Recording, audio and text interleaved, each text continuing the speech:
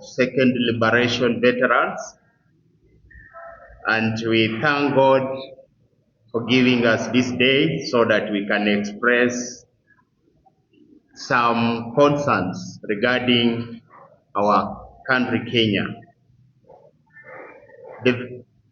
I am going to read the statement from the veterans, Second Liberation veterans, and it says, the veterans of the Second Liberation of Kenya wish to address the nation today on matters of national importance, touching on governance, democracy, and the development of our country, Kenya. We wish to express our appreciation to the party leader, Dr. Oburu Oginga, for his stewardship during the party's transitional phase following the demise of Baba. Our former party leader and patron of the Second Liberation veterans, we equally commend the entire party leadership for its relentless effort in pursuing unity, stability, and peace within the party. We fully support the initiative of having a consultative forum to engage leaders, members of the Luo community on matters of peaceful coexistence, governance, engagement, unity, and development. We urge elected leaders and those aspiring to various positions not to engage in supremacy battles during the engagement forum, but promote peace among their supporters.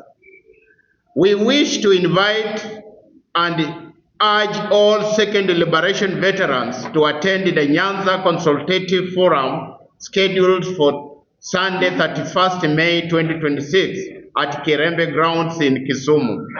And for the sake of unity, we urge the conveners of the forum to invite the Luo Council of Elders led by Ker Odungi Randa, as well as Mzee Nyandiko Ogandi, to offer counsel and guidance in the promotion of community harmony and party unity.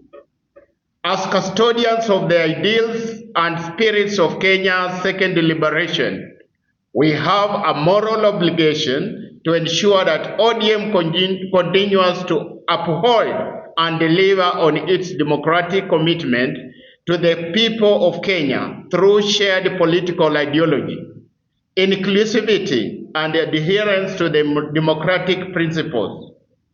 It is against this backdrop that we are proposing the constitution of a team of eminent personalities to help broker and promote unity within the party. On a high cost of living, we urge members of parliament to exercise their role and review the 8% VAT on fuel to cushion Kenyans instead of passing blames to the president, and also let the government come up with proper mechanisms on how to ensure that once fuel prices reduce, transport and commodity prices also reduce. We further wish to inform and invite Kenyans of the official launch of the Second Liberation Veterans on 15th July 2026 at KICC Nairobi, in a ceremony that will mark an important milestone in recognition of the contributions of gallant men and women who played vital roles in repealing Section 2A, among other achievements. Finally, in the spirit of inclusion and national cohesion, we respectively urge leaders to rise up above insults, personal attacks, and public humiliation. Differences in opinions are normal in leadership, but respect and dignity must be abandoned.